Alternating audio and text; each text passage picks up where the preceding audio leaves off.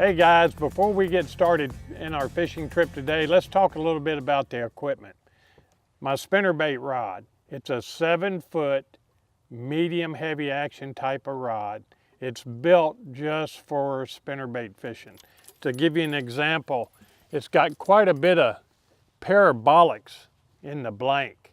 What this allows to happen, it allows that bass to hit this bait. And while you're setting the hook, it allows that fish just ample enough of time to pull the bait in his mouth so you get a good hook set and he gets the bait well. The other thing is the reel. This is a Lew's Tournament Pro 8:3-to-1 gear ratio reel. I pretty much use all the same reels and all the same type of rods, just different rods for different applications. This is a Zell Rowland Signature Series Impulse rod that's just for spinnerbait fishing. I use, like I said, all my reels are 8:3-to-1 gear ratio. The other thing is the line that we're going to use. Line is very important. Fluorocarbon for spinnerbait fishing, if you're going to fish the bait underneath the surface, is probably your best scenario. So what I've got is I'm going to use some silver thread fluorocarbon 14-pound test line. This line sinks, so when I make a cast and I'm reeling the bait, the line's directly in contact with the bait. It's not floating on the surface. Now, if there's times I'm going to fish a spinnerbait on the surface or wake it, reeling the bait very fast, then I may go to a Copar monofilament line, which this is silver thread as well. This is about 14 to 17 pound line. So I've got the rod, the reel, and the line. Now it's time to go fishing.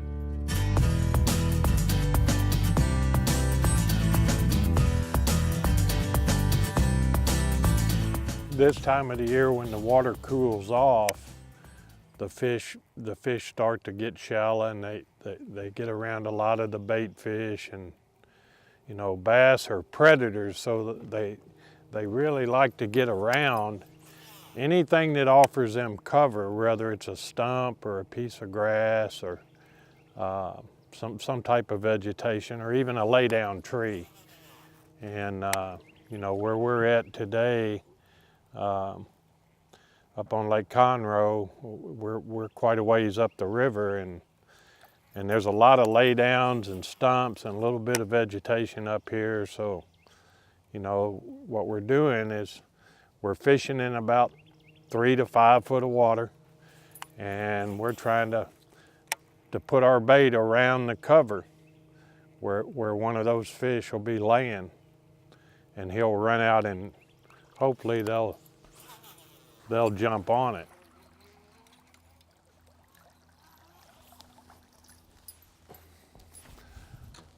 Well, that'd be a nice little tournament fish right there.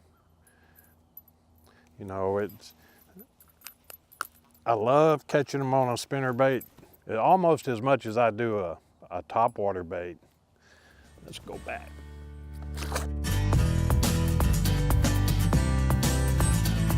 All right, guys, let's talk about some of the actual spinnerbaits we're going to use today. And let me give you a little bit of an idea of what baits you might want to choose on certain days, vice versa. The first thing I want to talk to you about are the sizes of the baits. That makes a big difference on where you're going to fish a spinnerbait. Am I going to fish it extremely shallow, mid-range, or deep water? Just to give you an idea, this is a 1 ounce bait, Booyah spinnerbait. So when I make a cast with a 1 ounce bait, this bait's going to start to fall extremely fast. And it doesn't take long to get it 10 or 15 feet down. And this is usually a bait that I'm going to slow roll on the bottom. Then we come up a size to a 3/4 ounce. It's just a little bit lighter. If it's a bait I want to fish deep, but yet still keep it a little bit up off the bottom, it's the best one for that application. The other thing is, from say 6, 8, 10 foot or shallower, that's when we start to go to smaller spinner baits. We go to a 1/2 ounce, and then we go shallower we go to a 3/8. And if we're fishing extremely shallow, we'll go to a 1/4, or maybe even the small 1/8 ounce bait. So remember what I told you earlier. The bigger the bait, the bigger the blades, the less bites you get, but the bigger the fish usually are. But let's talk about the biggest problem about spinner baits, and that's the blades that are on these baits. A lot of people need to understand the different size blades. That's why there's a purpose for a small spinner bait versus a large spinner bait. Depending on what lake I go to, whether it be Lake Conroe or Sam Rayburn, or even if I go up smallmouth fishing up north, if I know that that body of water has a lot of 3 to 4 to 5 pound fish in it, then my blade size is going to be much larger than normal. The rule of thumb is, if you want to get a lot of bites, use light line and a small spinner bait, and you'll catch more fish. But that's not necessarily going to be the way you catch the larger ones.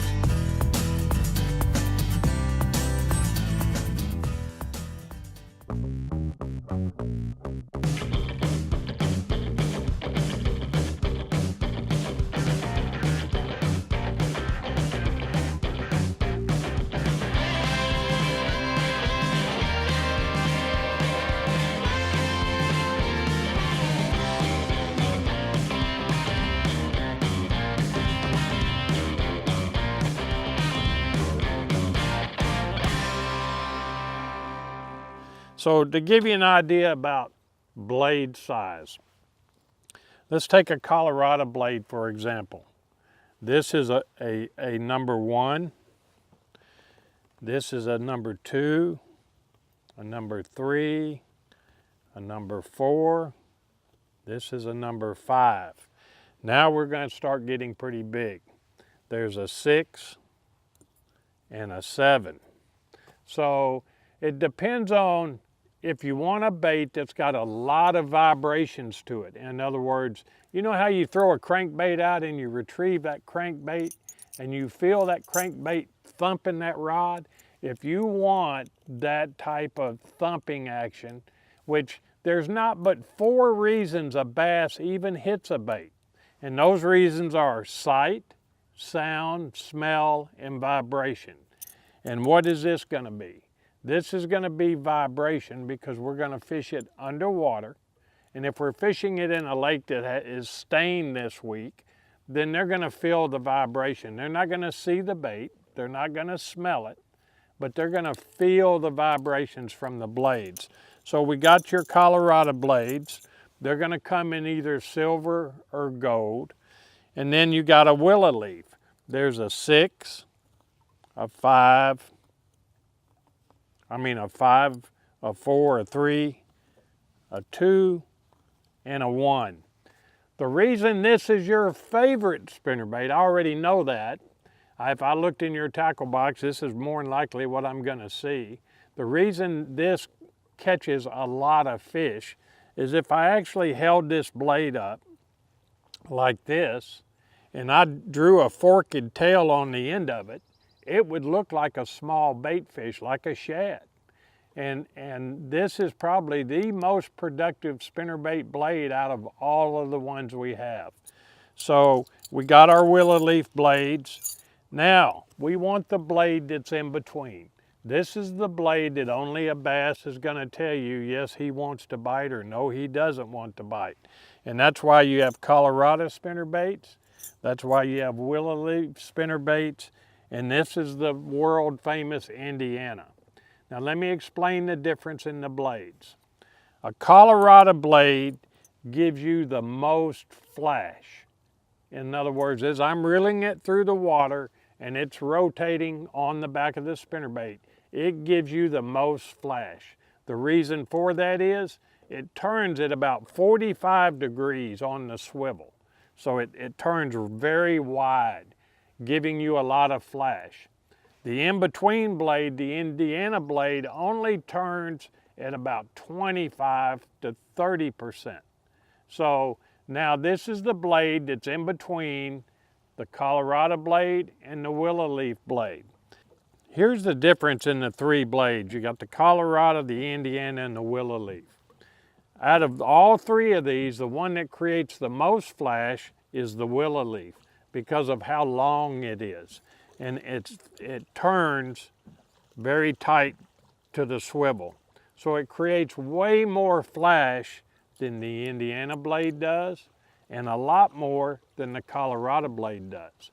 So to give you an idea, if we're going to a lake and we're going to fish a lake that the water's muddy, you're not going to get a lot of flash off a blade in muddy water.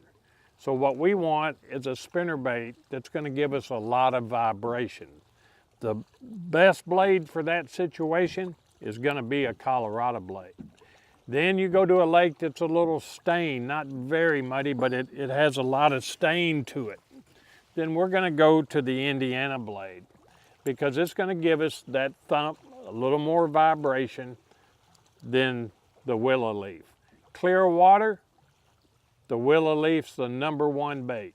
And it also is the one that resembles the bait fish the most. You know, one of the things I really like to do with my Willow Leaf blade, it's out of all of them, it gives more flash. But if I want to get a little thump out of the blade, a little more vibrations, I'll take a pair of pliers and just barely grab the end of it and bend it just a tad. And it really makes that blade flash even a little more because it gives it a little bit bigger wobble in the water. There's one. Oh, he smacked it. Little bitty one. We usually use this size for bait. This is not one that you'd want to catch in a tournament, but he's a pretty little fish. Eat, sleep, fish. A motto all Skeeter owners live by, with 16 consecutive NMMA CSI Consumer Satisfaction Awards. Our competition doesn't even come close. And now you can enter, fish, and win up to $3,000 for each eligible tournament by registering for Skeeter Real Money. Fish and win. Visit SkeeterBoats.com for rules and registration. Skeeter, #1 for so many reasons. As a rule of thumb that I like to go by a lot of times is, the more colored the water is, if the water's stained or muddy, I like a chartreuse in white or even a chartreuse in extremely muddy water. This is something that if a fish is going to hit it because he sees it, this chartreuse colored skirt is going to show up in muddy water way more than this little translucent skirt. So if I want the bait to look a lot like shad, then sometimes I'll go to a white skirt, or I really like a translucent skirt for shad colors with a little bit of chartreuse in it. This resembles a little green minnow or a small type of bait fish in the water.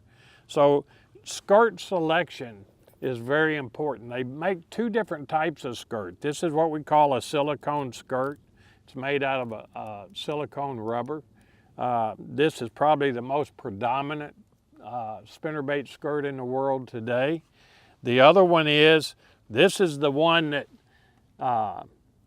it'll melt in your tackle box if you leave it in there.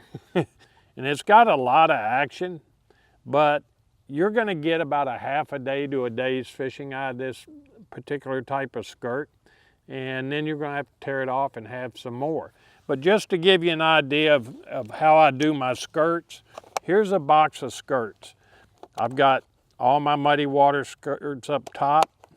As the water gets a little stained, I've got my stained skirts, and then I go down here and I have my clear water skirts. So I have all the skirts that I need right here in one box to go spinnerbait fishing tomorrow if that's what I want to do. Now, the one thing you're going to notice about my spinnerbaits is this is a box of Booyah 3/8 ounce spinnerbaits. When you look in this box, and I want to pull one out, there's no skirt on it. There's a reason there's no skirt on it. because I don't know what color I'm gonna throw until I get to the lake. Then I'll put my skirt on it. So to give you an idea, let's say I wanna throw a chartreuse and white spinnerbait, and I want the bait to have a willow leaf. This is a willow leaf with about a number 4 willow with a number 2 Colorado on it. I'm gonna take and put my skirt on the bait, just like so. And if you want the bait when the water is cold or cool, I like to have the bait where it's very bulky, where when you look at it, it's bulky. Now if the water's warmer, as the water warms in the springtime going into the summer or even late towards the end of the first of fall, I like my spinnerbait to have a lot of action. So what I'll do to give it action is I'll actually take the skirt and grab it like so and hold it right here, and I'll trim this skirt just like that, and I cut it at a V so it looks like a fishtail. But now when I take my hands off of it, look how much more action the bait has. There's a lot difference in being bulky and having a lot of action.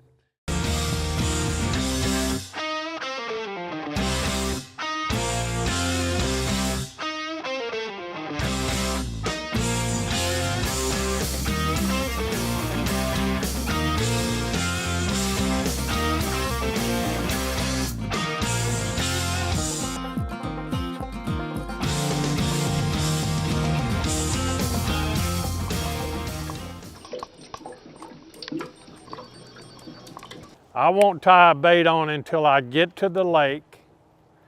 I see what the watercolor is. I may go to a spot and see a bunch of small shad or small bait fish swimming around. Well, that already tells me that that's the size of the shad or minnows that the fish are feeding on.